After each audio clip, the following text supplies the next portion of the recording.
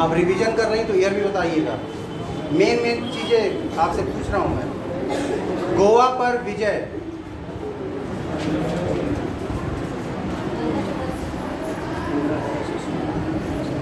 किससे? बीजापुर के सुल्तान से, ठीक है ना।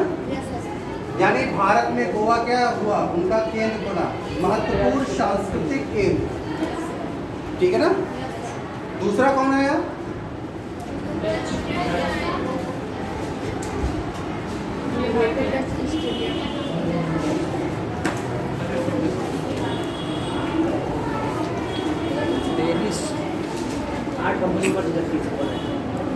कितनी कंपनियों को मिलाकर बना? 8। Very good. Dutch east India company की स्थापना की जरूरत क्यों पड़ी? क्योंकि वहाँ पर स्पेन के बंदरगाह कौन सा? ये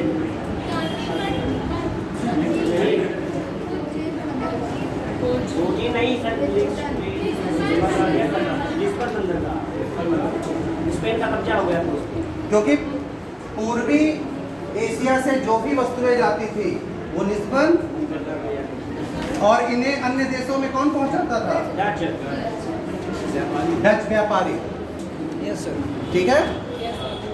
स्पेन शासक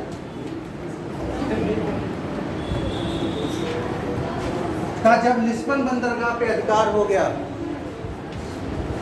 तो उसने क्या किया, इस बंदरगाह को बंद कर दिया। नतीजा, डच व्यापारियों के पास अब कोई काम नहीं बचा। और आपने देखा था 1581 में डच स्पेन से स्वतंत्र हो गया और यह मांग उठने लगी, क्योंकि एक विचारक की बात आई थी आपको, आपकी नॉर्मल बुक पे नहीं मिलेगा ये विचार था उसका कि वहां पे क्या क्या चीजें हैं और आपको क्या मिल सकता है। मसाले और जड़ी बूटियों का जो व्यापार है, आपने देखा था पुर्तगालियों ने कितना गुना कमाया? 60 गुना। तो डचों में भी यह विश्वास था कि हम भी ये कर सकते हैं, ठीक है। डचों के पास पाने के लिए सब कुछ था और पुर्तगालियों के पास खोने के लिए सब कुछ था।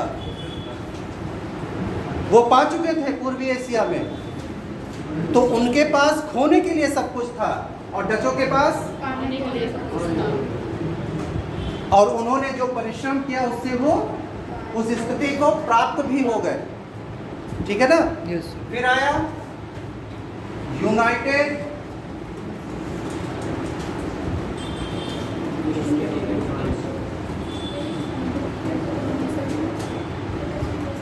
जब यूनाइटेड ईस्ट इंडिया कंपनी की बात आती है तो 1702 याद रखिएगा, क्योंकि 1600 ईस्वी में 100 व्यापारियों ने मिलकर एक कंपनी बनाई, ठीक ना। द गवर्नर एंड, बिल्कुल, कंपनी ऑफ मर्चेंट। आगे आप लोग नोट नहीं करते लगता है।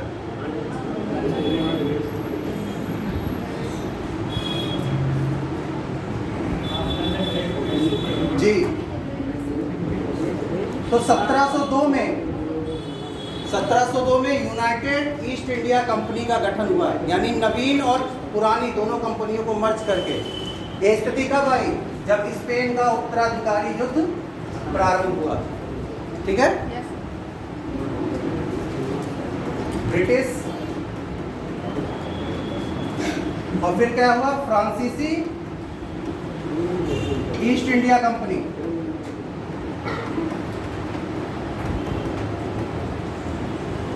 सोलह सौ 64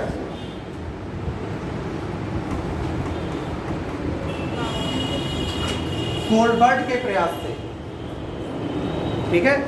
फ्रांसीसी मंत्री कोलबर्ट के प्रयास से, ठीक है। यानी ये 4 व्यापारिक कंपनियां जो भारत में व्यापार करने के लिए आई, ठीक है। भारत और दक्षिण पूर्व का क्षेत्र जो व्यापारिक प्रतिद्वंदिता का केंद्र बना, और अंत में किसे सफलता मिली? कौन कौन से वार?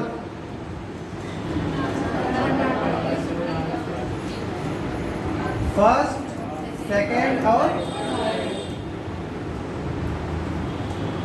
तीनों युद्धों के उपरांत भारत में यूनाइटेड ईस्ट इंडिया कंपनी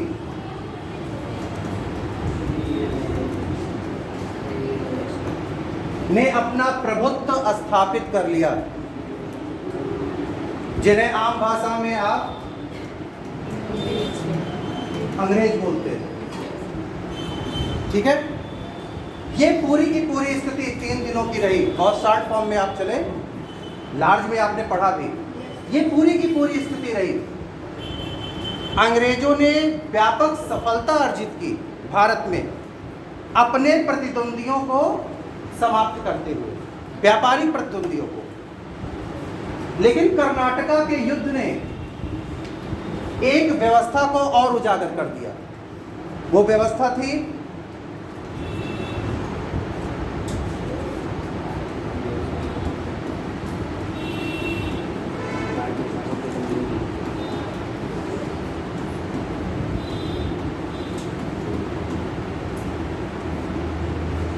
भारतीय शासकों की कमजोरी। और इसका प्रमाण पहला कहां निकला? कर्नाटक में सिंचन बहुत हुई। और यार अडियार के युद्ध में, जिसमें फ्रांसीसियों ने कर्नाटक के नवाब की सेना को पराजित कर दिया। बहुत सीमित सेना ने, बहुत सीमित,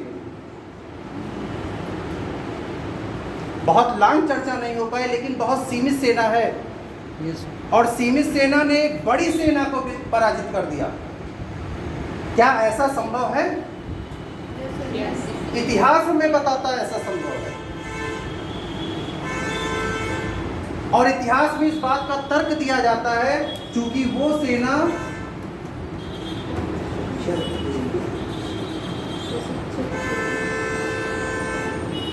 प्रशिक्षित थी, उनके पास युद्ध कौशल था, कैसे युद्ध को लड़ा जाएगा, ठीक है, शत्रु का सामना कैसे किया जाएगा। और जो नवाब की सेना है, इनके पास कोई प्रशिक्षण नहीं है। एक भीड़ है जो हाथ में तलवार या भाला लेकर बस दौड़ पड़े हैं सामने वाले को मारने, लेकिन वो कौशल नहीं है कि सामने वाले को कैसे पराजित किया जाए।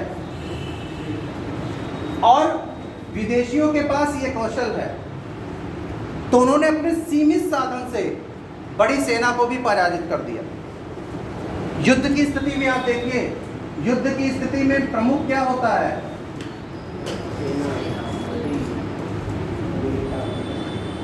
चाहे यह शासक हो या कोई शासक के अधीन मंत्री, जिसे यह पद मिला हो, ये प्रमुख है। और जो सेनापति होता है, सेना का पूरा नियंत्रण उसी के पास होता है। अगर इस व्यक्ति को कुछ हो गया या शासक को कुछ हो गया, क्योंकि सेना तो निर्देश पे चलती है, अब करना क्या है ये समझिए। सेना, मान लीजिए फर्स्ट व्यक्ति है, ये जैसे चल रहा है, इसके पीछे की सेना वैसे ही कार्य करेगी, यानी अपने आगे वाले को देखकर। और इस आगे वाले दीवार को हटा दीजिए। अब किसको देख के आगे बढ़ना है? अपने से होगी, इधर होगी, अपने से साइड कैसे? उधर जाएंगे। अपने से संभव ही नहीं है। Yes sir. सैनिक को क्या दिशा निर्देश मिलता है? तब के काल में भी, आज भी, कि जो ऑर्डर मिलेगा प्रमुख से, उसे आपको फॉलो करना है, यानी उसे आपको आगे बढ़ाना है। लेकिन ये व्यक्ति ही ना रहा, ये दो की बात कर रहा हूं, तो स्थिति क्या होगी? सेना दिखा जाएगी। आप युद्ध काल के, भारत में युद्ध कालों को उठा के देखिएगा, जो भी युद्ध काल आप पढ़ेंगे वहां यही स्थिति हुई। ठीक है, विदेशियों ने क्या देखा? आपकी कमजोरी। आप कहां कमजोर हैं? आप बल से तो कमजोर हैं, बुद्धि से भी आप कमजोर हैं। इन्होंने ये भी देखा कि आप लालची हैं, आप किसी वस्तु को पाने के लिए अपने को भी धोखा देने को, क्योंकि आप क्लासी पढ़ने जा रही है, इसीलिए मैं इस चर्चा को आगे बढ़ा रहा हूं। यानी आप इस बात के लिए बिल्कुल तत्पर है कि अगर कोई वस्तु मुझे मिल जाए तो जिसके मैं साथ हूं मैं उसे धोखा देने को तैयार हूं। और दुर्भाग्य है कि आज भी यही स्थिति है। इतिहास कहता है कि इतिहास से सीखिए। समस्या यह है कि हम इतिहास से कुछ सीखना चाहते ही नहीं। आप जो कुछ भी पढ़ रहे हैं, आप उस भाग में अपने आप को रख के देखिए। इतिहास को समझना है तो मैं बार बार कहता हूं कि अपने आप को उस परिस्थिति में रख के देखिए। आप कहते हैं कि इस व्यक्ति की परिस्थिति ये रही होगी, इस वजह से ऐसा हो गया। हम परिस्थितियों पे ढाल देते हैं चीज़ों को, लेकिन आखिर वो परिस्थितियां आई क्यों? अगर अडियार के युद्ध में कर्नाटका का नवाब पराजित हुआ बड़ी सेना के साथ भी, तो आप तो कह देते हैं ना, इतिहासकार कह देते हैं कि ऐसी परिस्थितियां आई कि वह पराजित हो गया। बस इतनी लाइन लिख दिया उन्होंने किताब में। लेकिन ऐसी परिस्थिति आई क्यों? अब बताएं ना, ऐसी परिस्थिति क्यों आ गई? पुर्तगालियों को हटाने के लिए मालाबार से डचों को कहा गया कि तुम आओ और उन्हें हटा दो। यही स्थिति तो थी। डचों से जो समझौता उसमें यही तो कहा गया कि मालाबार के क्षेत्र से आप पुर्तगालियों को हटा देंगे। क्यों? क्योंकि पुर्तगाली अब मेरी बात नहीं सुनते। आप सोचिए, वास्को डी गामा को बहुत उपहार दिया उसने, खिलाया पिलाया सब कुछ किया, और आखिर में क्या हुआ कि अब पुर्तगाली उसी शासक की बात नहीं सुन रहा है जिसने उसे स्थान दिया। अब देखिए क्षमता, उस शासक के पास इतनी क्षमता नहीं है कि वो पुर्तगालियों को हटा दे। सेना है उसके पास, ऐसा भी नहीं है सेना नहीं है, सेना है, लेकिन क्षमता नहीं है। वो इच्छा शक्ति नहीं है। इस पॉइंट को कहिए, इच्छा शक्ति। तो उसने क्या कहा कि आप आओ और मालाबार से इनको हटा दो। इन्होंने क्या किया? जो पुर्तगालियों ने किया वही डचों ने किया। पुर्तगालियों को हटा दिया और उनके स्थान पे वो स्वयं आके बैठ गए। जैसे आपसे कहा जाए कि इस कुर्सी पे इनको हटा के आप बैठ जाओ, ठीक है, लेकिन कुछ दिन बाद आप इसे मुझे दे दीजिएगा। लेकिन अगर वो कुर्सी आपको प्यारी लग गई तो आप दोगे? सब कुछ मिल रहा है बेटा, तो क्यों दिया जाए? ठीक है। फ्रांसीसी आए, डुप्ले ने एक नई विचारधारा दी। विचारधारा क्या थी कि अगर हम समुद्र में शक्तिशाली नहीं हो सकते हैं तो राजनीतिक रूप से हम शक्तिशाली हो जाए। ठीक है, यानी राजनीतिक के क्षेत्र में शक्तिशाली हो जाए। तो उसने क्या किया? उसने किया कि जो छोटे छोटे राज्य थे, छोटे राज्य दक्षिण में, उनके आंतरिक मामलों में वो हस्तक्षेप करना शुरू कर दिया। नतीजा क्या हुआ कि उसे सफलता भी मिली। ठीक है। ब्रिटिश ये भी व्यापार के लिए आया है पूर्वी एशिया में। ठीक, व्यापारिक प्रतिद्वंदिता, व्यापार पर एकाधिकार और सब कुछ मुझे ही मिल जाए, ये चुनौतियां थी यहाँ पे दोनों के मध्य। और कर्नाटका थर्ड वार में आपने देखा कि ब्रिटिश विजयी हुए, पूरे व्यापार पे एकाधिकार हो गया। साथ में डुप्ले ने जो सपना देखा था राजनीतिक, उस पर भी अंग्रेजों का अधिकार हो। ठीक। और जब आप ईस्ट इंडिया कंपनी पढ़ रही थी तो मैंने आपसे पहले भी कहा कि ईस्ट इंडिया कंपनी का जो निर्माण हुआ, जो व्यवस्था बनी, वो बहुत धीमी गति से थी, उसमें जल्दबाजी नहीं था। डुप्ले ने जल्दबाजी की हर चीज़ों को करने की, लेकिन अंग्रेजों ने नहीं। अंग्रेजों को मौके मिलते गए और उसका उन्होंने लाभ उठाया।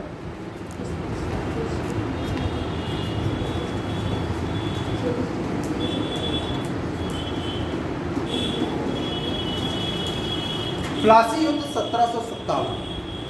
आप बंगाल की चर्चा कर लें, बार बार वही जिक्र आएगा जो हर बार आता है। इतिहास में है कि चीजें सब जुड़ी हुई हैं और जो एक चीज आप पढ़ती हैं वही चीज फिर अगले टॉपिक में आता है। 1707 आप लोग ही बताएंगे 1707 का काल क्यों महत्वपूर्ण है? बिल्कुल सही, औरंगजेब की मृत्यु।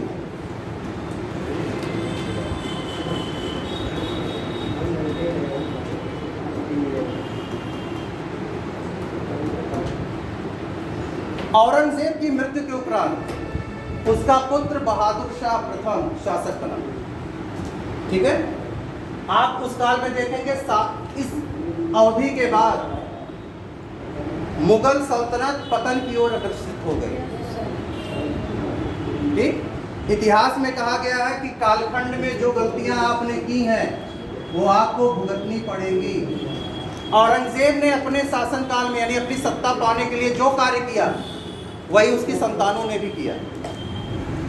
मेडिवल हिस्ट्री में इसकी चर्चा डिटेल में होगी आपकी। बहादुर शाह प्रथम और आपने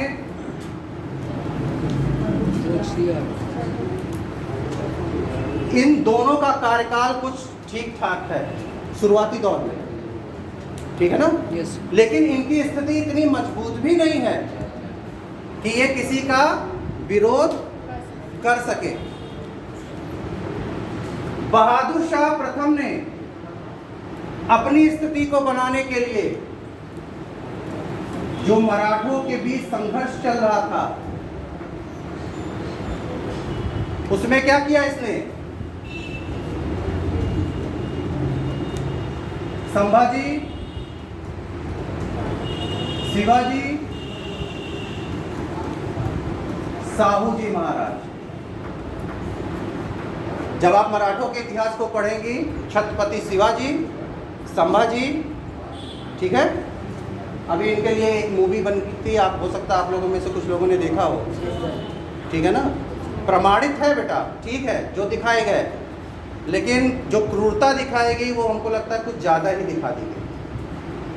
ठीक है, व्यवहार औरंगजेब का बुरा था लेकिन कुछ ठीक, क्योंकि जब आप किसी चीज़ को पर्दे पे लाते हो ना तो अपनी तरफ से इफेक्ट डालते हैं कि लोगों को कैसे और अच्छा लगेगा, तो उसमें और इफेक्ट हो जाता है। चलिए, साहू जी महाराज जो मुगलों के अधीन थे यानी उनकी कैद में थे, बहादुर शाह ने मराठों से बचने के लिए क्या किया? इन्हें स्वतंत्र कर दिया। ठीक, उसका मानना क्या था कि जब साहू जी महाराज वापस पहुंचेंगे पूना तो वहां पे संघर्ष शुरू हो जाएगा मराठों के बीच, और जब मराठों में संघर्ष शुरू हो जाएगा तो मराठे मेरे शासन की ओर देखेंगे ही नहीं। काफी हद तक वो कामयाब भी रहा इस बात के लिए, इस प्रयास के लिए वह कामयाब भी रहा। ठीक है, उसका नतीजा क्या हुआ उस पर चलेंगे। तो ये जब स्थितियां हुई तो परिस्थितियां क्या हुई? जब साम्राज्य कमजोर होता है तो इसके अधीन जो छोटे छोटे राज्य होते हैं वे अपने आप को स्वतंत्र कर लेते हैं। Yes sir. और यही स्थिति हुई। मुगल साम्राज्य जैसे ही कमजोर हुआ, विभिन्न क्षेत्रों में जो वहां के सूबेदार थे उन्होंने अपने आप को स्वतंत्र घोषित कर दिया। यही स्थिति बंगाल में भी है।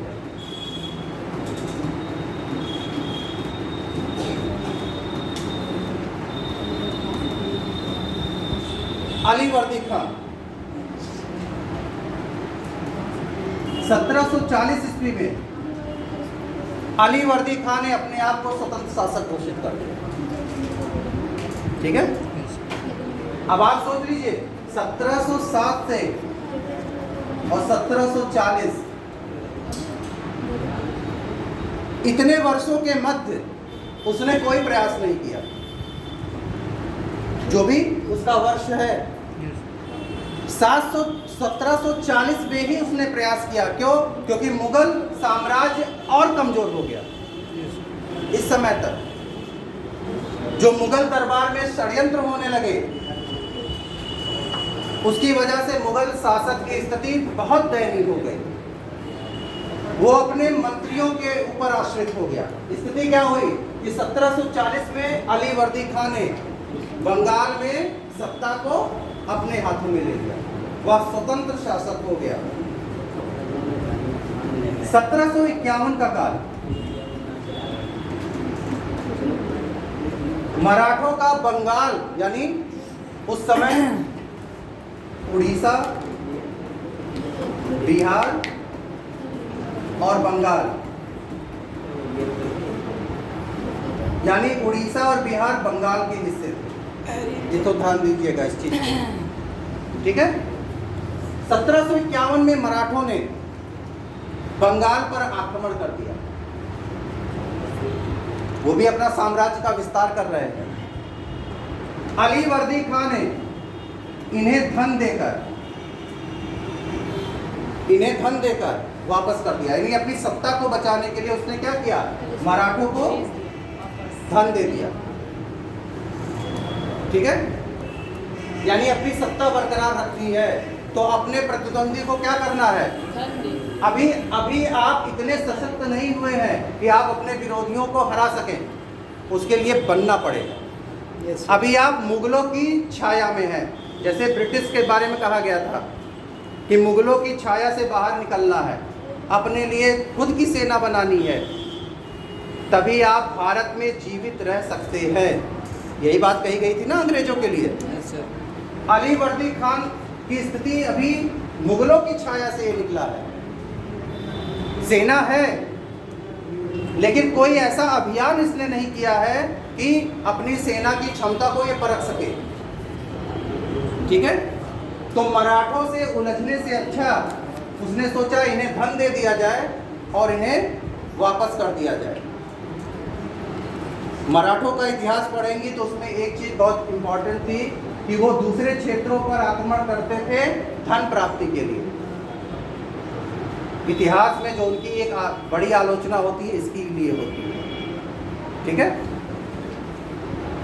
अली वर्दी खान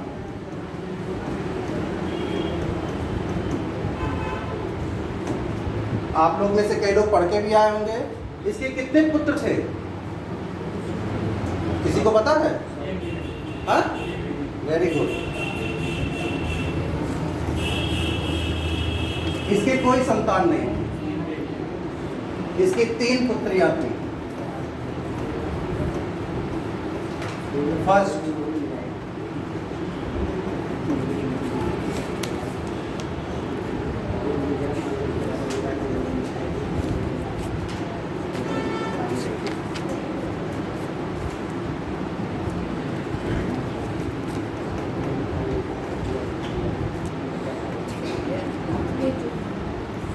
महन उस निशा,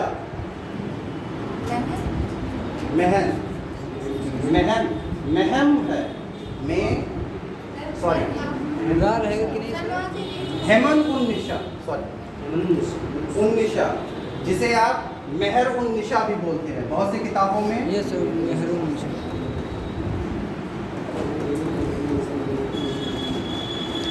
बेटा अलग अलग किताबों में अलग अलग नाम है।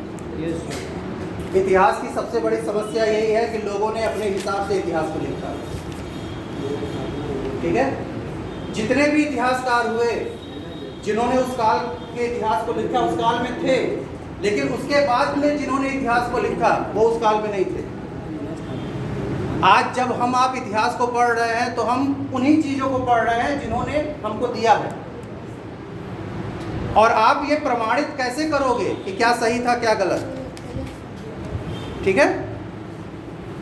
मेहर उन निशा ये उसकी सबसे बड़ी बेटी थी, जिसे इतिहास में कोई बताएगा किस नाम से बुलाया जाता है? आप लोग हंसेंगे।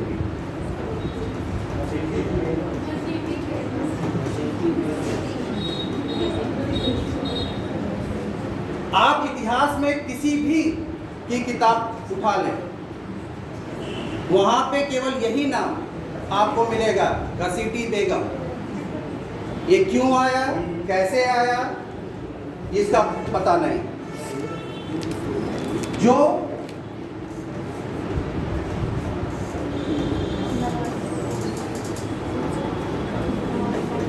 जो नवाजिश मोहम्मद खां की पत्नी थी,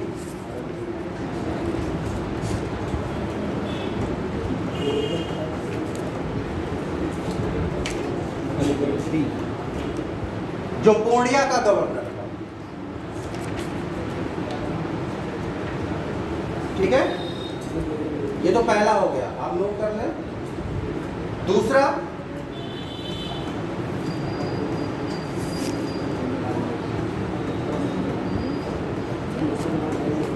मैमूना बेगम।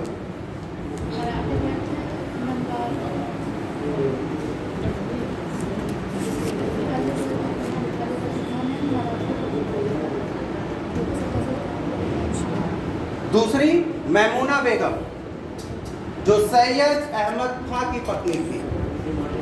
सैयद अहमद खां जो अली वर्दी खां का भतीजा था, यानी भाई का बेटा, ठीक है, जो मुर्शिदाबाद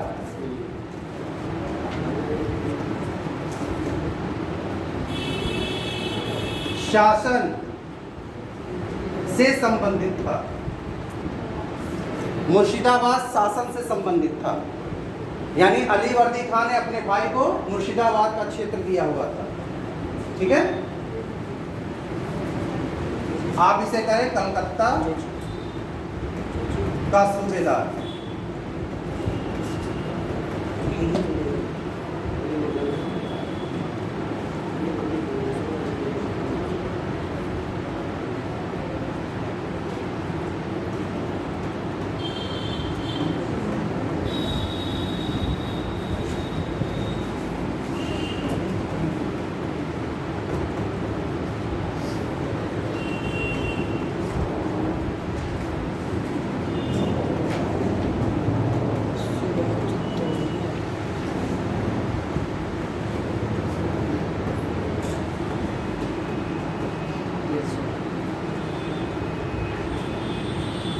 तीसरी अमीना बेगम जो पटना के गवर्नर जैनुद्दीन अहमद खान की पत्नी थी, ठीक है। चलिए आगे देखते हैं। देखिए, अली वर्दी खां की कोई संतान नहीं थी, यानी पुत्र के रूप में 3 पुत्रियां थी, जिसमें से पहली मेहरुन्निसा, जिसे इतिहास में घसीटी बेगम के नाम से जाना जाता है, दूसरी मैमूना बेगम और तीसरी अमीना बेगम, ठीक है। अली वर्दी खां के शासनकाल के दौरान उसकी बड़ी पुत्री का प्रशासनिक क्षेत्रों में प्रभाव था, चूंकि यह परिवार में बड़ी थी, ठीक, इस वजह से इसका प्रशासन में थोड़ा बहुत ही सही दखल था। अली वर्दी खां अपने आखिरी समय में, अब चूंकि संतान नहीं है तो उत्तराधिकारी तो घोषित ही करना है, किसी न किसी को उत्तराधिकारी घोषित करना है। समस्या यह है कि उत्तराधिकारी किसे घोषित किया जाए, ये तय है अली वर्दी खां के मस्तिष्क में कि किसे उत्तराधिकारी बनाना है। लेकिन समस्या यह है कि बाकी तैयार होंगे या नहीं। शासक बनना है और शासक कोई एक ही बनेगा, लेकिन चूंकि शासक तय करके जाएगा कि किसे बनाना है, तो विरोध भी कोई नहीं कर सकता। अली वर्दी खां ने अपने आखिरी समय में ये निर्धारित कर दिया कि शासक कौन बनेगा। अली वर्दी खां ने अपनी छोटी पुत्री के पुत्र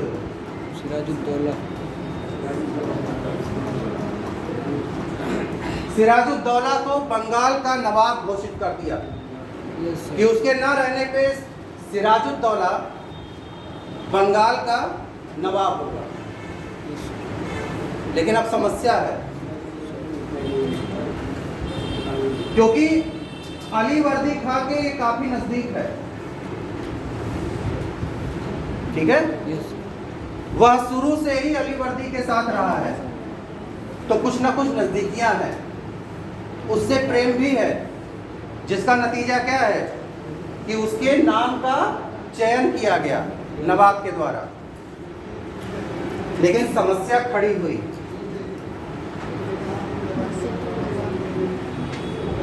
ठीक है। मेहरुन्निसा को यह बात पसंद नहीं आई,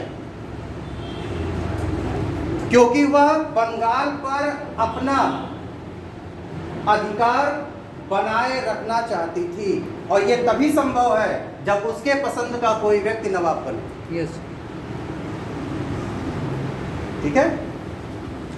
आप विचार करते हैं ना कि बहनें हैं, बड़ा प्रेम है,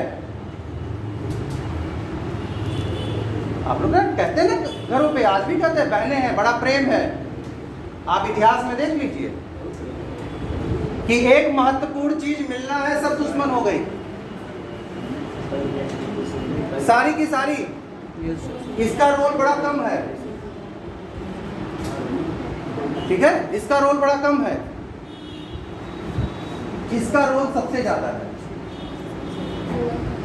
बंगाल के इतिहास में इसका रोल बड़ा ज्यादा है उस काल में, यानी प्लासी युद्ध के दौरान। यह चाहती है कि मेरे पसंद का कोई व्यक्ति गद्दी पर बैठे। कारण क्या है कि जब मेरी पसंद का व्यक्ति बैठेगा तो मैं जो चाहूंगी वैसे ही वो करेगा, ठीक है ना। तो स्थितियां क्या हुई, अब एक विरोध शुरू हो गया। अभी अली वर्दी खां है, अभी सिराजुद्दौला गद्दी पर बैठा नहीं है, लेकिन समस्या आ गई, और ये समस्या परिवार में आ गई। और परिवार की समस्या जब बाहर जाती है तो ये समस्या सभी की हो जाती है। 1757 यानी 1740 के बाद जो 1757 का बंगाल है, प्लासी युद्ध से पहले, उसकी स्थिति ये है कि घर की बात अब बाहर हो गई, ठीक है।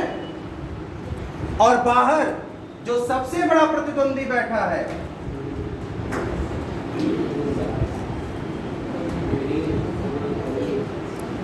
वो इसका लाभ उठाने को पूरी तरह तैयार, ठीक है। एक चीज और, अली वर्दी के जीवित रहते ही उसके तीनों दामादों की मृत्यु हो गई। एक चीज याद रखेंगे, ये भी और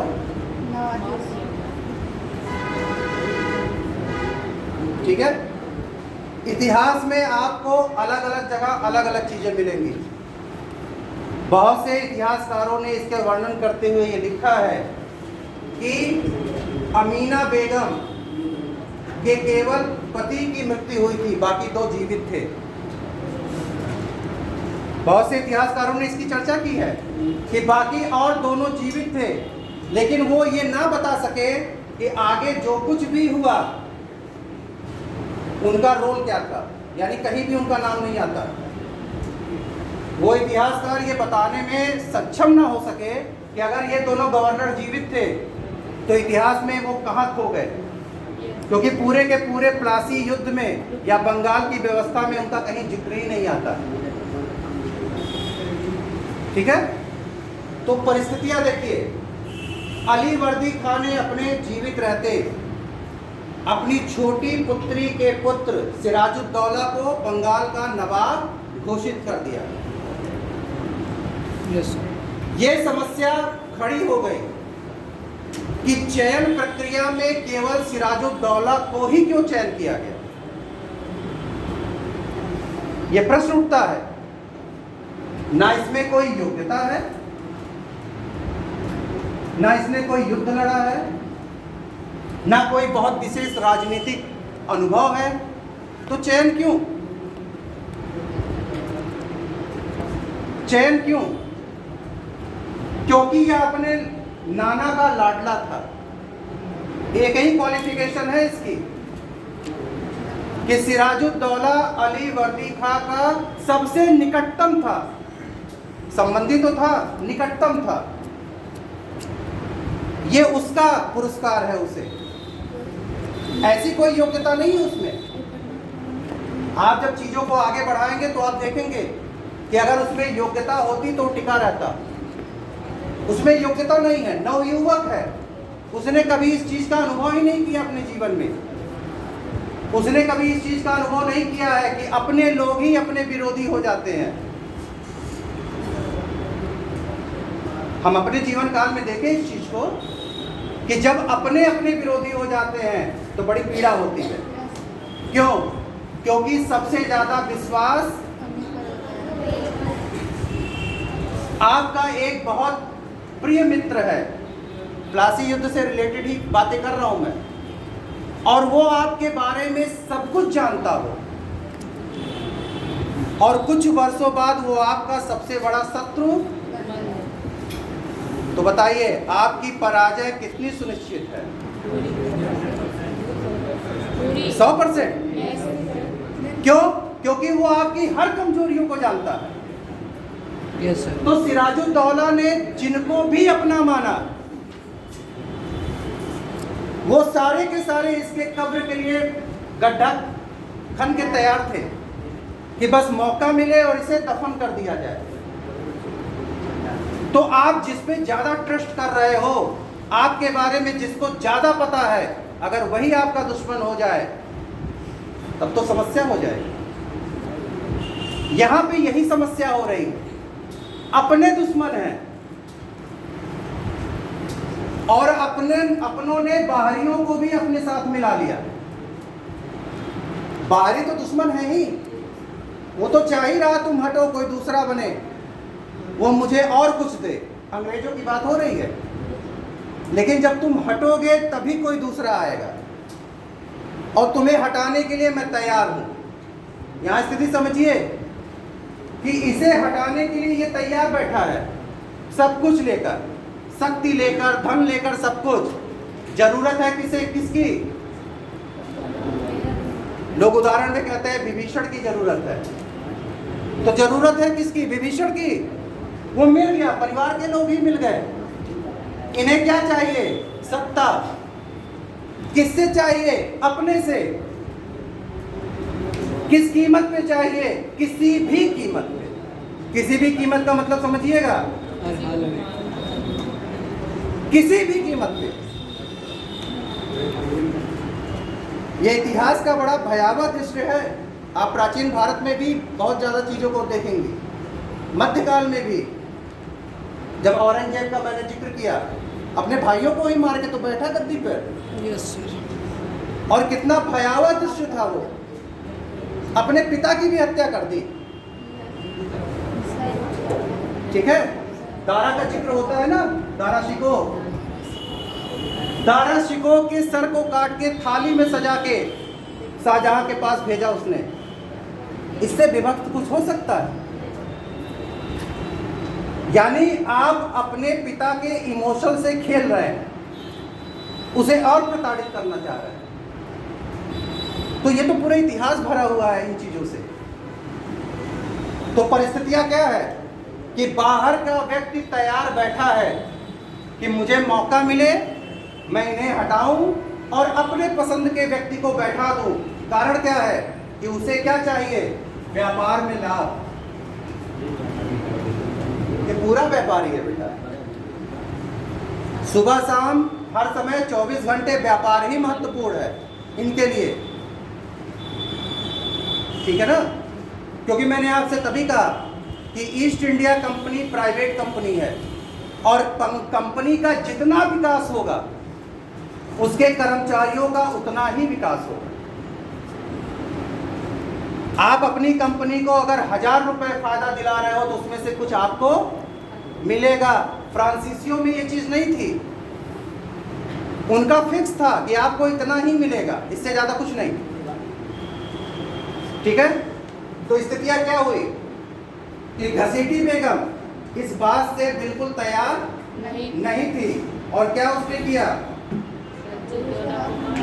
बताइए, उसने क्या किया? चलिए एक किरदार और ले आइए। शौकत जंग,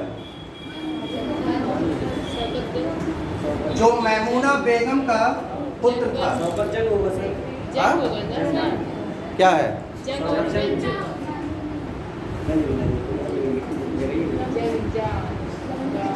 चलिए बड़ी गलतियां हो रही है। अरे क्यों नहीं, कोई बात, ऐसा नहीं होना चाहिए। चलिए इसे क्या बना,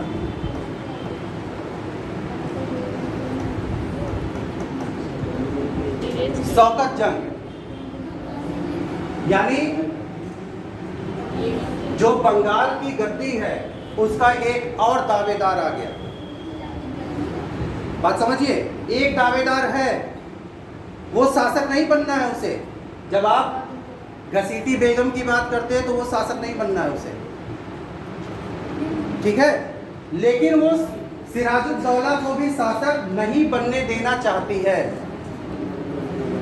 वो चाहती है कि उसकी बहन का पुत्र शौकत जंग शासक बने। समझ रहे? ये तो शासक नहीं बन सकती, लेकिन स्थिति क्या है कि इसने अपने बहन के पुत्र को आगे कर दिया कि तुम शासक बनो। लेकिन चूंकि नवाब ने ये निर्धारित किया है कि सिराजुद्दौला ही शासक बनेगा, तो उसका विरोध कौन कर सकता है? विरोध करने के लिए आपको सभी को अपने साथ मिलाना होगा, लेकिन यह संभव तत्काल तो संभव बिल्कुल नहीं है, भविष्य में हो सकता है, ठीक है। तो शौकत जंग के मन में भी ये विचार आया कि शासक मैं बन सकता हूं, मुझ में भी वो क्षमता है, ठीक है, क्योंकि इसने प्रशासनिक कार्यों को किया हुआ है, इसीलिए इसे प्रशासन का अनुभव है। सिराजुद्दौला की अपेक्षा इसे अनुभव है।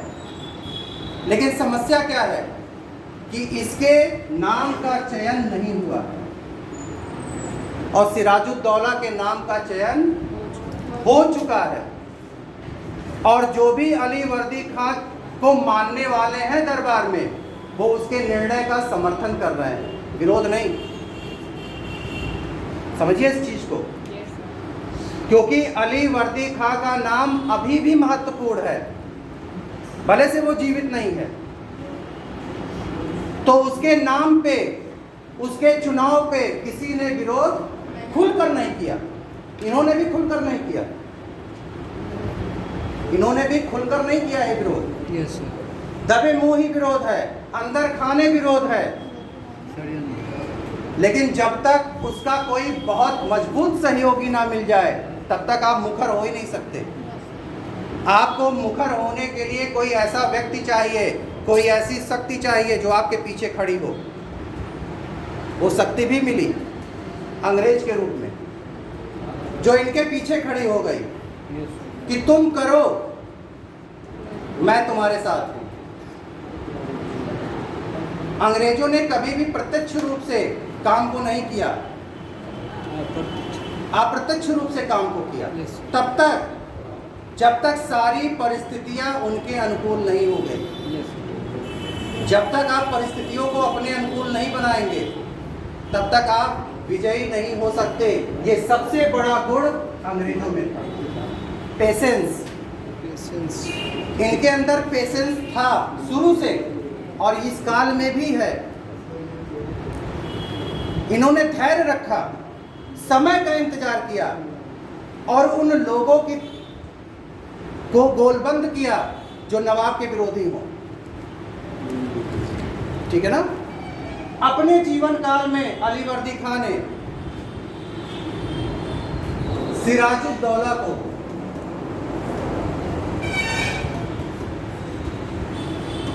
अंग्रेजों से सावधान कर दिया था। अपने जीवन काल में ही, यानी आखिरी समय में सिराजुद्दौला को उसने बता दिया था कि तुम्हारा जो सबसे बड़ा अगर कोई दुश्मन है तो वो अंग्रेज है, इनसे सावधान रहना। क्योंकि अलीवर्दी खां अनुभवी है, योग्य शासक था, वो लंबे समय का अनुभव है उसे। तो मरते वक्त, ये तो मैं नहीं कहूँगा कि मर रहा हूँ मैं ये बताऊँगा, नहीं, उससे पहले की ही बात होगी, लेकिन इतिहास में चूंकि यही सारी बातें लिखी जाती हैं। मरते वक्त तो उसने अपने नवाब यानी नवयुक्त नवाब सिराजुद्दौला को बुलाया और उसको बताया कि अगर तुम्हारा कोई दुश्मन है इस क्षेत्र में जिससे सावधान रहने की जरूरत है तो वो अंग्रेज है, तुम्हें इससे सावधान रहना है। कारण क्या था? कारण यह था कि अलीवर्दी खां के समय ही बंगाल में बहुत से क्षेत्रों में अंग्रेज कर मुक्त व्यापार कर रहे थे। ये अलीवर्दी खां के समय से भी चल रहा था, लेकिन चूंकि शासक मजबूत था तो अंग्रेजों की यह हिम्मत नहीं हुई कि वो कुछ और करें। स्थितियां क्या थी कि बंगाल के नवाब और अंग्रेजों के बीच तनातनी बनी रहती थी, क्योंकि व्यापारिक हित तो ले रहे हैं, साथ में वो क्या कर रहे हैं, नवाब के हितों को धाराशाही कर रहे हैं। यानी जो नवाब के व्यापारिक हित है उसमें भी सेधमारी कर रहे हैं कि इसको कैसे नुकसान पहुंचे। तो अलीवर्दी खां त्रस्त है अपने शासनकाल में, लेकिन वो इतना उलझा है अपने आप को बनाने के लिए, मजबूत करने के लिए, कि उसने इस तरफ बहुत विशेष ध्यान नहीं दिया। लेकिन अपने आखिरी समय में उसने सिराजुद्दौला को ये बता दिया कि अगर तुम्हें किसी से सावधान रहना है तो वो अंग्रेज है, तुम्हें इसी से सावधान रहना है। ठीक? ये कब, कहां और किस तरफ से तुम्हारा अहित करेंगे ये तुम समझ ही नहीं सकते। यानी इतिहास में ये इस काल तक माना गया कि अंग्रेजों के पास वाकई गुण था, गुण था बेटा इनके पास। ठीक है, राजनीतिक स्तर पर भी ये गुणी थे। अगर ये चीजें कर लेते थे तो इनके पास क्षमता थी, तभी तो ये कर पा रहे हैं। Yes sir. और इनके पास जो सबसे महत्वपूर्ण चीज थी जिसके बदौलत ये कर पा रहे थे वो था धन, जो वो व्यापार से कमा रहे थे। ये सबसे महत्वपूर्ण चीज थी कि किसी को भी अपनी तरफ मिला सकते थे इसके द्वारा। ऐसा नहीं है कि उन्होंने यहीं ही प्रयास किया, उन्होंने अन्य जगहों पे भी प्रयास किया। कर्नाटका में भी देखिए प्रयास किया, सफल भी हुए। और जब आप एक क्षेत्र में सफल हो जाते हैं, लोग तो वही है ना, आपके मन में एक खाका बन गया है कि इस देश में जहां हम आए हैं यहां सबके सब ऐसे ही होंगे, ये अनुमान है उनका, ऐसे ही होंगे। ठीक है, अगर एक जगह हमने सफलता पाई है, लोगों को अपनी तरफ कर लिया है धन देकर, तो हमने दिमाग में एक कॉन्सेप्ट बनाया है कि हो सकता है ऐसे ही बाकी हों। और जब बाकी भी ऐसे निकल गए तो हमने ये तय कर लिया कि सब ऐसे हैं। यानी अब सबों को खरीदा जा सकता है, सबों को हराया जा सकता है। प्लासी युद्ध को प्रथम क्रांति बोलते हैं इतिहासकार। ऐसा क्यों? क्योंकि व्यापारी कंपनी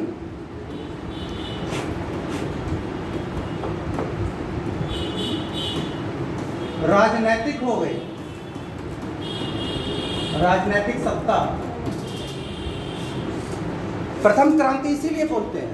यस सर। क्रांतियां व्यवस्था को परिवर्तन करने के लिए होती है, ठीक है ना। यहां भी व्यवस्था को परिवर्तन करने के लिए व्यवस्था बनाई गई, लेकिन केवल लाभ के लिए। क्रांतियां होती हैं राष्ट्र और समूह के लाभ के लिए, यस सर। ठीक है। Yes sir. आपने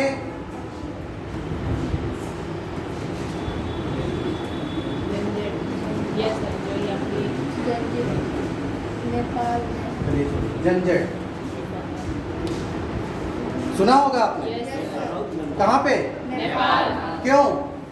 भ्रष्टाचार सत्ता का सत्ता को परिवर्तित करने के लिए एक आंदोलन, यानी जो सत्ता में भ्रष्टता थी उसको परिवर्तित करने, पूर्ण रूप से परिवर्तित करने के लिए क्रांति हुई।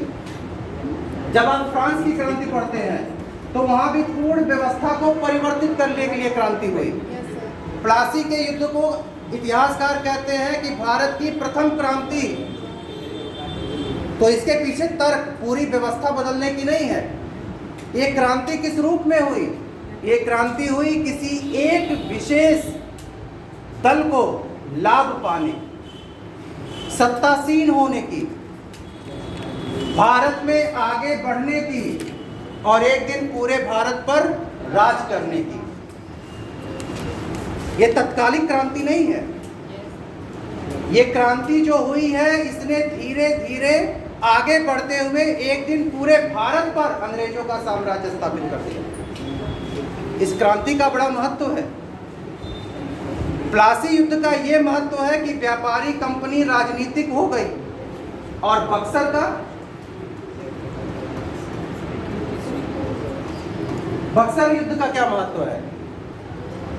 बक्सर युद्ध का यह महत्व है कि अंग्रेजों को यह निश्चित हो गया कि हम भारत पर अपना साम्राज्य स्थापित कर सकते हैं। प्लासी युद्ध ने रास्ता खोला, यानी गेट को खोल दिया, और बक्सर के युद्ध ने पूरा का पूरा साम्राज्य दे दिया। ठीक? तो स्थितियां क्या हुई कि शौकत जंग अब प्रयासशील हो गया सत्ता को पाने के लिए।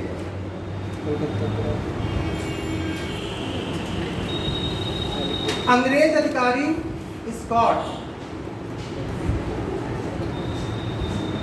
कर्नल स्कॉट, प्लासी युद्ध में समस्या यह है बेटा कि जो आप हो सकता हो आप लोग सोचते भी हो कि अभी कोई डेट कोई सन क्यों नहीं आ रहा। Yes sir. ये महीनों की कहानी है, ठीक है ना। इसमें कोई निश्चित जून 1757 ये प्लासी का युद्ध हुआ, और अप्रैल मई जून ये महीने हैं जिसमें सारी व्यवस्थाएं बना दी गई हैं कि नवाब को कैसे हटाया जाए। यानी 2-3 महीनों का ही पूरा का पूरा व्यवस्था बनाई गई, पूरा का पूरा खेल था कि नवाब को कैसे हटाया जाए। ठीक है। शौकत जंग ये तत्पर हो गया क्योंकि इसे इसकी मौसी का समर्थन मिल गया कि तुम नवाब बनने योग्य हो, तुम नवाब बनो। ठीक है ना। हम किसी को पसंद नहीं करते हैं, इसलिए हम उसे बनना नहीं देना चाहते। ऐसा थोड़ी ना है।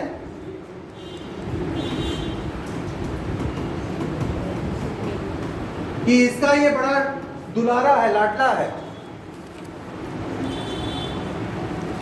इसलिए प्रयासरत है कि नहीं नहीं यही बनेगा। ऐसा थोड़ी ना है। इसे तो किसी भी कीमत पर सिराजुद्दौला को नवाब नहीं बनने देना। जिद ये है, बात समझिए, जिद ये है। मैं सबसे बड़ी हूं, पिता ने मुझसे पूछा ही नहीं। मैं सबसे बड़ी हूं, पिता ने मुझसे पूछा नहीं। लेकिन आप जब इस्लामिक कल्चर पढ़ती हैं तो वहां पे ऐसा कल्चर है ही नहीं। आप सल्तनत से लेकर मुगल से लेकर जहां जहां इस्लामिक शासक है, आप वहां देखिएगा कि स्त्रियों की स्थिति केवल हरम तक है, यानी अंदर, बाहर नहीं, प्रशासनिक में नहीं। केवल एक आया अपवाद भारत के इतिहास में, रजिया सुल्तान, रजिया सुल्ताना। किसकी पुत्री थी? अन्ना के जी, इल्तुतमिश। इल्तुतमिश किसका दामाद था? किसका गुलाम था? कुतुबुद्दीन ऐबक किसका गुलाम था? मोहम्मद गौरी। चलिए, समरकंद, ये मोहम्मद गौरी की बात हो रही है, ठीक है। इतिहास में पहला ये अपवाद है मुस्लिम इतिहास में कि कोई स्त्री शासिका बनी। 4 वर्षों का काल है। ये चीज इसलिए बताई जा रही है कि चीजों के महत्व को समझें। अगर किसी कालखंड में कोई घटना होती है तो वो अंत तक लोगों को प्रभावित करती है।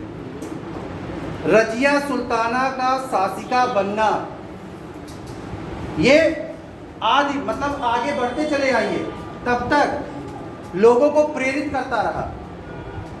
बहुत सी मुस्लिम शासिकाओं को प्रेरित करता होगा, राजकुमारियों को प्रेरित करता होगा कि उनका भी शासन हो या वर्चस्व हो, ठीक है। मैं ये नहीं कहता हूं कि इसका विचार वहीं से आया, ये मैं नहीं कहता हूं कि इसका विचार वहीं से आया, लेकिन कहीं ना कहीं इसका विचार है, क्योंकि प्रशासन में इसका सहभागिता है। इसके पति के काल से बंगाल के प्रशासन में इसकी सहभागिता है, और ये बिल्कुल नहीं चाहती कि वो सहभागिता समाप्त हो, क्योंकि इसे पता है अगर सिराजुद्दौला शासक बन गया तो इसकी स्थिति कमजोर हो जाएगी, और वो स्थिति वो नहीं चाहती। तो इसीलिए क्या किया? इतिहास में कहा जाता है पासा फेंक देना। किसने पासा फेंक दिया? किसे? शौकत जंग, कि तुम बनो, मैं तुम्हारा समर्थन करती हूं। और गद्दी किसे नहीं चाहिए बेटा? कौन शासक नहीं बनना चाहता? सब के सब। केवल शौकत जंग की ही बात नहीं है, और भी जो किरदार हैं इस काल के वो भी चाहते हैं कि उन्हें नाम मिले, सत्ता मिल जाए। तो शौकत जंग ने क्या किया? प्रयास आरंभ कर दिया। कर्नल स्कॉट, अंग्रेज अधिकारी, इसने क्या किया? बंगाल के सिख व्यापारी अमीचंद, इसको अपनी ओर मिला लिया, ठीक है। क्योंकि अमीचंद भी चाहता है कि बंगाल में जो सत्ता बन रही है या बन चुकी है उसमें परिवर्तन हो। ये सब लाभ का चल रहा है खेल। आप मैथ में चक्रवृद्धि ब्याज करते हैं ना, सारे के सारे अपने चक्रवृद्धि ब्याज में लगे हुए हैं। लाभ, कितना लाभ होगा?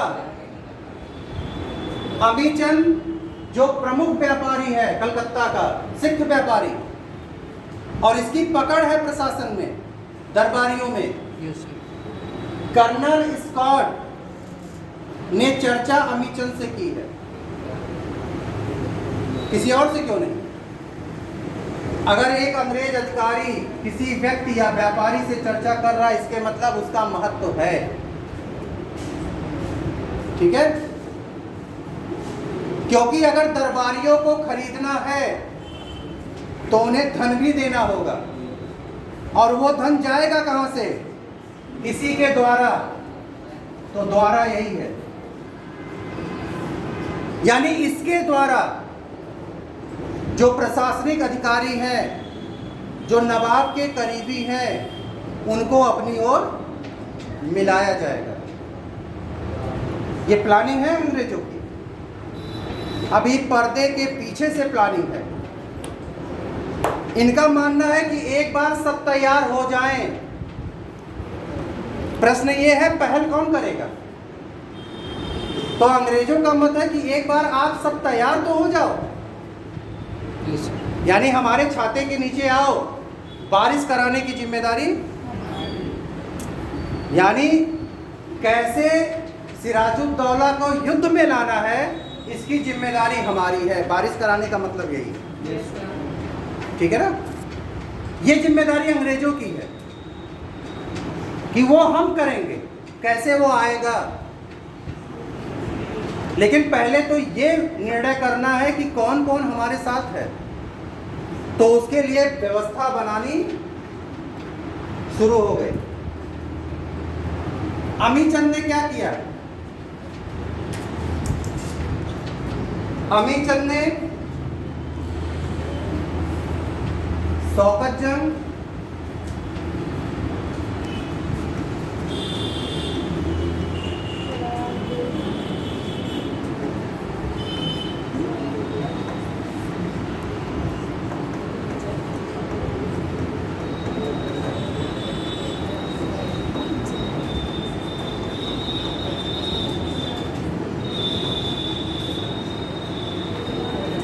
मैंने आपको शुरू में चर्चा हुई थी कि अगर सेना का प्रमुख शासक हो या सेनापति अगर युद्ध में भाग ना ले तो क्या सेना भाग लेगी? लेगी? नहीं। इसीलिए देखिए सेनापति मैंने लिख दिया। आगे की स्थिति आप समझ चुके होंगे। स्कॉट ने क्या किया?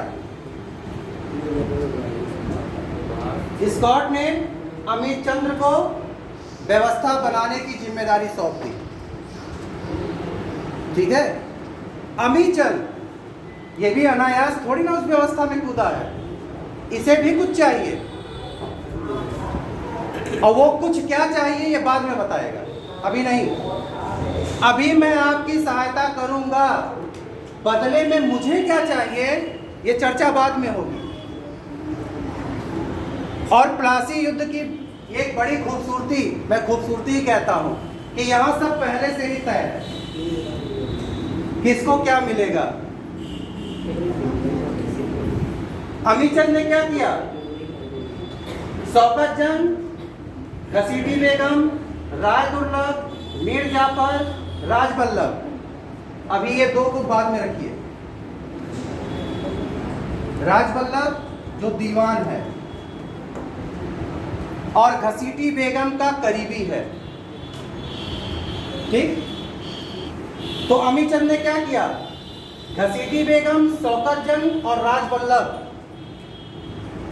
इन तीनों को अपनी ओर मिलाने का प्रयत्न शुरू कर दिया और इसमें वह सफल भी हुआ, क्योंकि सत्ता चाहिए। ठीक है ना? सत्ता की चाबी हाथ में होनी चाहिए। किसके? इसलिए वो तत्पर हो गई सहयोग के लिए अंग्रेजों के। और अब राज दरबार में षड्यंत्र शुरू हो गया। सिराजुद्दौला जो अनुभवहीन है, अभी नवयुवक है, उतना अनुभव नहीं है, वह इन चीजों को समझ तो रहा है, लेकिन कहीं ना कहीं उसमें एक समस्या ये है कि उसका वो प्रतिरोध नहीं कर पा रहा है। उसके पास सेना है, दरबारी है यानी मंत्री जो उसके साथ अभी भी है, राय दुर्लभ, मीर जाफर, मैं इनकी बात कर रहा हूं, अभी ये विरोधी नहीं है, लेकिन उसके पास क्षमता ना होना। अगर आपके पास क्षमता नहीं है तो आप किसी चीज का सामना नहीं कर सकते। आपने देखा होगा जब क्लाइव की बात आई थी, जब भी इतिहास में ईस्ट इंडिया कंपनी की प्रगति की बात आती है तो सबसे पहला नाम क्लाइव का ही आता है। ऐसा नहीं है क्लाइव अकेला लड़ा, उसके साथ जो भी उसके साथ 200-300 सैनिक थे उन्होंने भी युद्ध को लड़ा, लेकिन नाम हमेशा नायक का होता है, सैनिकों का नहीं। क्योंकि बिना नायक के सैनिक युद्ध लड़ ही नहीं सकता। तो क्लाइव का नाम इतिहास में इसीलिए लिया जाता है कि इसने धैर्य नहीं खोया और सीमित साधनों से इसने क्या किया? कंपनी की स्थिति को व्यापारी से राजनीतिक बना दिया। ठीक है? स्थितियां देखिए, षड्यंत्र शुरू हो गया। सिराजुद्दौला की समस्या यह थी कि वो अग्रेसिव नहीं था कि षड्यंत्र को तुरंत रोक दिया जाए, लेकिन उसने प्रयास आरंभ किया। उसने क्या किया? विरोधियों का दमन, जो विरोधी हैं उनका दमन करना। तो सबसे पहले उसका दमन करना अनिवार्य है जो उसकी गद्दी का दावेदार है। कौन? सिराजुद्दौला। बिल्कुल सही।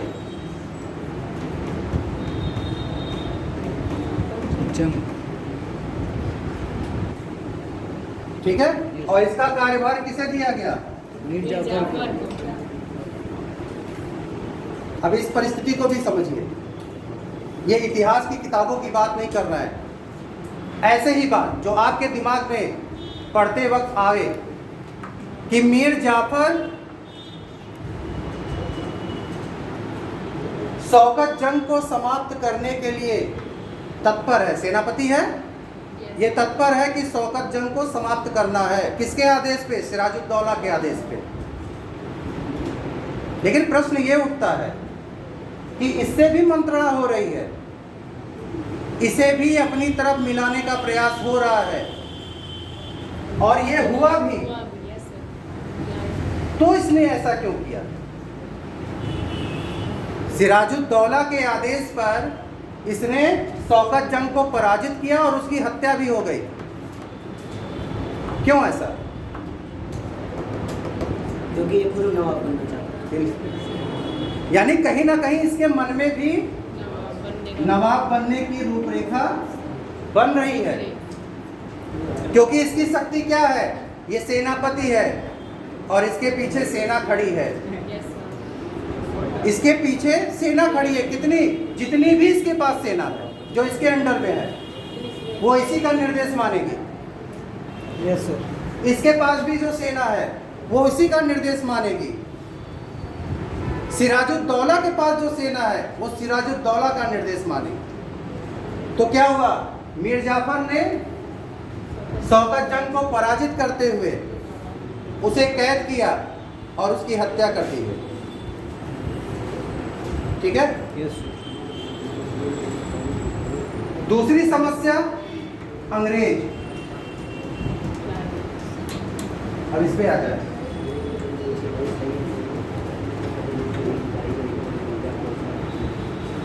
नवाब की सबसे बड़ी समस्या अंग्रेज। चूंकि अलीवर्दी खां उसे सचेत करके गया था तो वह सचेत भी था, लेकिन कहा गया जब आप अनभिज्ञ हो राजनीति से तो आप दांव पेच को नहीं समझते। Yes, sir. अंग्रेज उसके लिए समस्या बने हुए थे व्यापार को लेकर।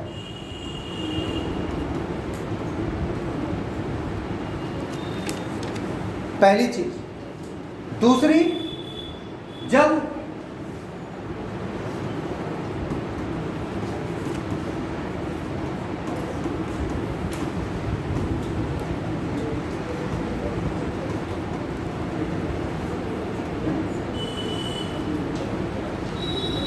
घसीटी बेगम और राय बल्लभ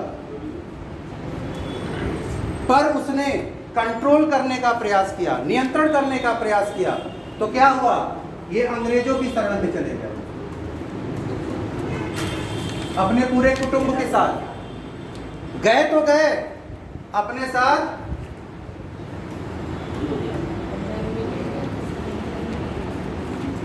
साथ धन भी ले गए। आप सोचिए, अंग्रेजों की शरण में चले गए और अपने साथ धन भी ले गए। कहां पे गए? कलकत्ता। कलकत्ता में कोठी है अंग्रेजों की बहुत बड़ी, जिसकी वो किलेबंदी कर रहे हैं, और सिराजुद्दौला उन्हें रोक रहा है, ऐसा बिल्कुल नहीं करो, क्योंकि फिर आप वही चीज देखिए कर्नाटक में सप्तवर्षी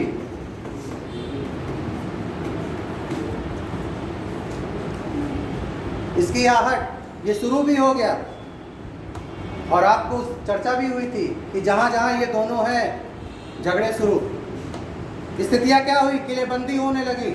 लेकिन सिराजुद्दौला ने आदेश दिया कि उसके शासन में ऐसा कुछ भी ना हो। फ्रांसीसी तो मान गए, लेकिन अंग्रेज उसकी बात को पूरी तरह टाल गए, यानी उन्होंने नवाब को क्रोधित कर दिया। तो पहला तो ये था। दूसरा क्या हुआ कि विरोधियों को अपने यहाँ शरण दे दी, धन के भी साथ, यानी जो उनके पास संपत्तियां थी सब लेकर चले गए। इतिहास में कहीं इसका जिक्र नहीं है कि वो संपत्तियां वापस आई। उसका क्या हुआ, कहीं भी इसका जिक्र नहीं है। ठीक है। जो सबसे महत्वपूर्ण मुद्दा था अंग्रेजों और नवाब के बीच, वो था व्यापारिक हित। क्योंकि अंग्रेज नवाब के राजस्व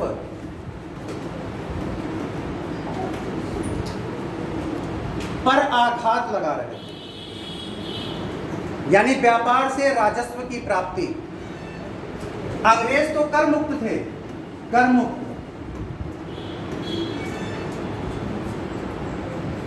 क्लाइव ने क्या किया, अंग्रेजों ने क्या कहा कि आप लोग तैयार हो जाओ, रूपरेखा मैं बनाऊंगा। ये रूपरेखा बनी है, समझिएगा इस चीज को। कर मुक्त। और ये क्या कर रहे थे, जो देसी व्यापारी थे उन्होंने भी उकसा रहे थे कि बिना कर दिए तुम व्यापार करो। कैसे, तरीका भी उन्होंने बताया कि तुम नवाब को अगर 10 रुपए कर देते हो, मैं तो देता ही नहीं हूं, मुझे तो छूट मिली है ना। तुम 10 रुपए अगर नवाब को देते हो, तुम मुझे 5 दो। चलो 5 भी नहीं, चलो 3 ही दो। ऐसा कोई जिक्र नहीं है, एक चर्चा की बात हो रही है। इसको आप माने कि ऐसा हुआ होगा, ठीक है। ये निर्धारित नहीं है कितना देना है, लेकिन नवाब को जितना देसी व्यापारी दे रहे थे उससे बहुत कम, और बदले में वो एक पत्र देंगे जिसपे अंग्रेज कंपनी की मुहर लगी होगी। यानी अब ये वस्तु किसकी हो गई, अंग्रेजों की। और अंग्रेज व्यापार बंगाल में कर मुक्त। तो स्थितियां क्या हुई भाई, व्यापारी का क्या काम है, अगर उसका 5 रुपया बच रहा है तो वो करेगा। यस। तो देसी व्यापारी क्या करने लगे, जो भारतीय व्यापारी थे, अंग्रेजों को एक निश्चित राशि देते थे, उनसे एक प्रमाण पत्र लेते थे और व्यापार करते थे कर मुक्त। यानी अगर कोई नवाब का अधिकारी देखता था तो उस पर अंग्रेजों की मोहर लगी है, यानी अब इनको कुछ नहीं बोलना। ये सबसे बड़ी समस्या थी नवाब के लिए, क्योंकि उसके राजस्व का घाटा बढ़ता जा रहा था। यस। तो ये प्रमुख कारण था। लेकिन जो तत्कालिक हुआ कि कलकत्ता में नवाब के विरोधियों को शरण देना, नवाब ने अंग्रेजों को ये आदेश दिया कि विरोधियों को उसे सौंप दिया जाए, लेकिन अंग्रेजों ने इसे पूर्णतया मना कर दिया। नवाब ने क्या किया, एक बड़ी सेना कलकत्ता पर आक्रमण करने के लिए भेज दी। ठीक है।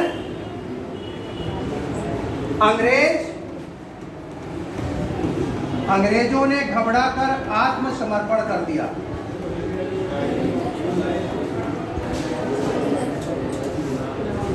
यानी सीमित है और एक बड़ी सेना है, उसका सामना नहीं कर सकते, तो उन्होंने क्या किया, यानी जो कलकत्ता की कोठी है उसे नवाब के सुपुर्द कर दिया।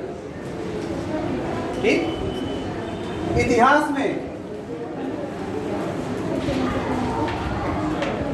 एक घटना का जिक्र होता है, काल कोठरी की घटना।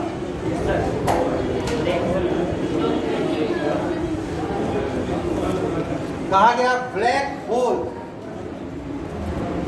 काल कोठरी की घटना। काल कोठरी क्या, कलकत्ता की जो कोठी थी, अंग्रेजों ने उसमें एक बंद कमरा बनवाया था जिसमें कहीं से भी कोई रोशनी नहीं आती थी।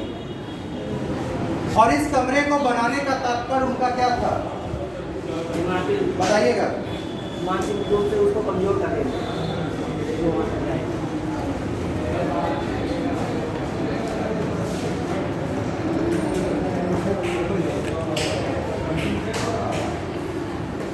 ठीक है।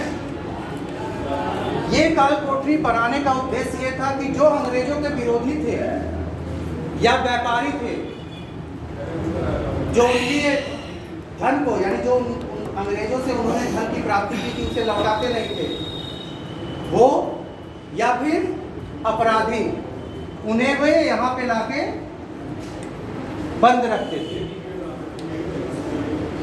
और इतिहास में केवल अंग्रेज इतिहासकारों ने इस घटना की चर्चा की है। उस काल के भारतीय इतिहास में इसकी कहीं भी कोई चर्चा नहीं।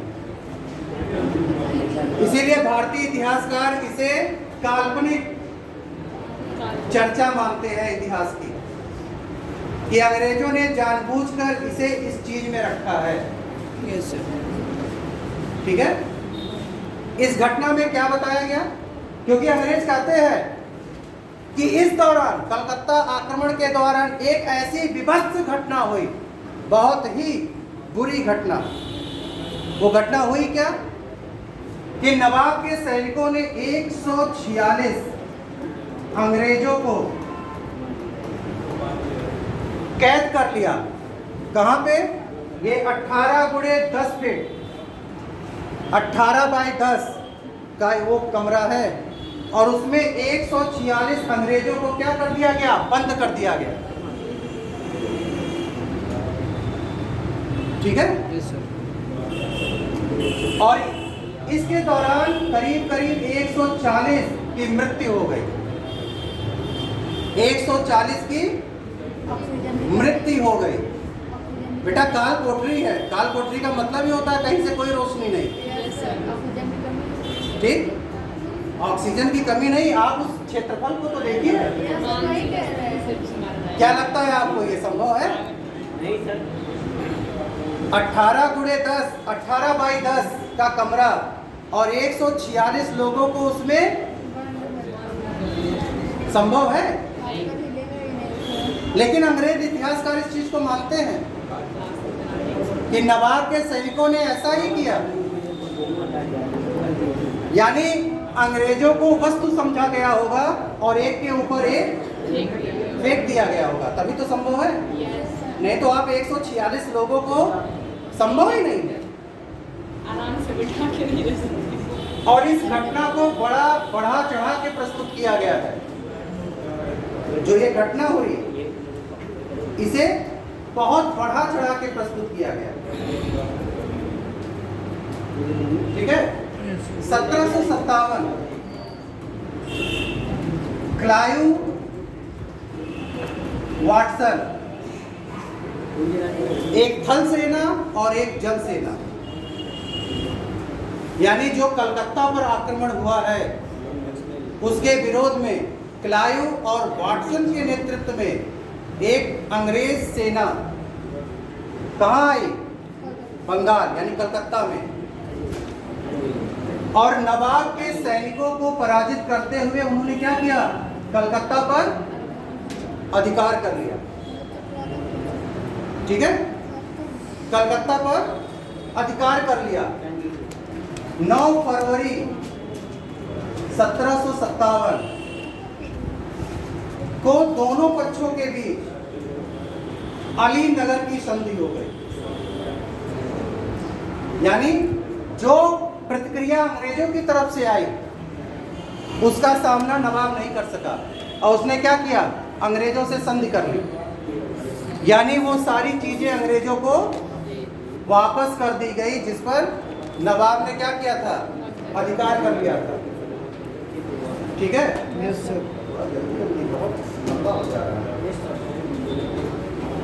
चलिए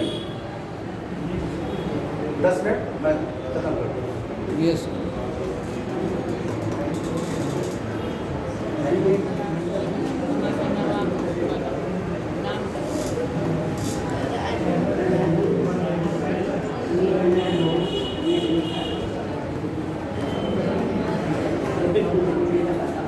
ठीक है।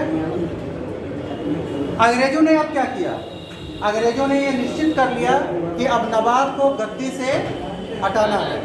तो उसने क्या किया कि जो नवाब के करीबी थे और उसके विरोधी थे उनको अपनी तरफ मिला लिया और ये निश्चित कर लिया, यानी मई जून के महीने आते आते ये निश्चित कर दिया गया कि क्या और कैसे किया जाएगा। ठीक है। यहाँ पे अंग्रेजों ने मीर जाफर को नवाब बनने की पेशकश की कि मैं तुम्हें नवाब बनाऊंगा, बदले में, देखिए अभी युद्ध जीता नहीं गया लेकिन संधि हो रही है, बदले में कंपनी को ये 1 करोड़ रुपए देगा। 1 करोड़। 1757 में 1 करोड़, बेटा बहुत हो गया। Yes sir. क्लाइव को 20 लाख, वाटसन को 20 लाख, बंगाल के हिंदुओं को, प्लासी के युद्ध को बंगाल के हिंदुओं का षड्यंत्र भी कहा जाता है, ये भी याद रखिएगा, पूछा जाता है। 30 लाख देने का वचन दिया मीर कासिम ने कि मैं दूंगा, अपने जेब से थोड़ी ना देना बेटा, 1 करोड़ 70। कौन सा अपने जेब से देना है। अंग्रेज इस चीज को जानता है कि अगर इसके पास धन है, दे दिया तो ठीक, नहीं दिया तो क्या मिलेगा हमें, भूमि, एक बड़ी भूमि जहां पे सब कुछ हमारा होगा, नवाब का कुछ भी नहीं। और आप आगे वाले इतिहास में देखेंगे कि अंग्रेजों ने कोशिश यही किया कि कोई क्षेत्र मिल जाए, ठीक है ना, ये तय हो गया। हमीचंद जिसने समझौता कराया है, उसने 30 लाख की पेशकश की कि मुझे भी 30 लाख मिले, तय हो गया। देखिए बेटा सब कुछ तय, ठीक है। अंग्रेजों को चूंकि व्यापार करना है, व्यापार पर नवाब कोई हस्तक्षेप नहीं करेगा, ये भी तय हो गया, कोई हस्तक्षेप नहीं करेगा मीर जाफर, ठीक है। तो जून 1757 प्लासी गांव, प्लासी का मतलब प्लासी गांव है, यानी प्लासी के मैदान में दोनों सेनाएं आमने सामने। इतिहास में बताया गया कि नवाब की सेना लगभग 50,000 की संख्या थी और अंग्रेजों की अलग अलग किताबों में अलग अलग है, बहुत से किताबों में 7,500 है, लेकिन 8 से 10, ठीक है। दोनों आमने सामने है, अंतर देखिए, ये सेना और ये बहुत अंतर है, लेकिन अंग्रेजों को यह विश्वास है कि इसमें से बड़ी संख्या युद्ध में भाग नहीं लेगी। तो क्या किया, क्लाइव वाटसन ने पहल किया और आक्रमण कर दिया नवाब पे। नवाब अपनी कुछ सीमित सेनाओं के साथ आगे बढ़ा, वो जैसे ही आधे रास्ते पहुंचा, छुटपुट घटनाएं हुई, लेकिन जैसे ही वो आधे रास्ते पहुंचा और उसने पीछे मुड़ के देखा तो कोई भी नहीं, सब पीछे खड़े हुए हैं। राय दुर्लभ, मीर कासिम अपनी सेनाओं के साथ वहीं खड़े हुए हैं। आप कह सकते हो वो हाथ हिला रहा है कि चलिए ठीक, बस अब इसके बाद मुलाकात नहीं होनी है।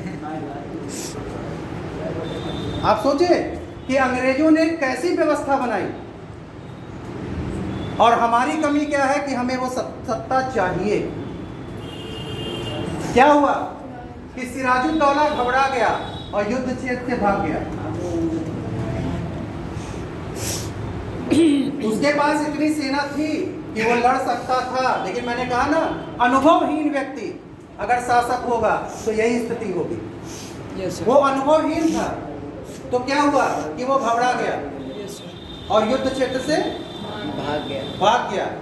यानी ये भारत के इतिहास का एक ऐसा युद्ध था जिसमें युद्ध नहीं हुआ ही नहीं और सत्ता परिवर्तन हो गया।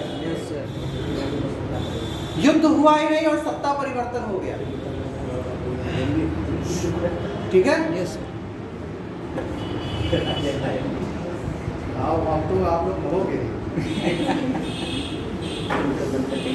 क्यों, टाइम हो गया सर। मैं तो देख ही रहा हूँ, लेकिन अभी समझ लीजिए बहुत है। क्या किया है? अब जैसे आप कहिए, कल पढ़ाएगा तो समझ में भी आएगा। इसके आगे का कल चलिए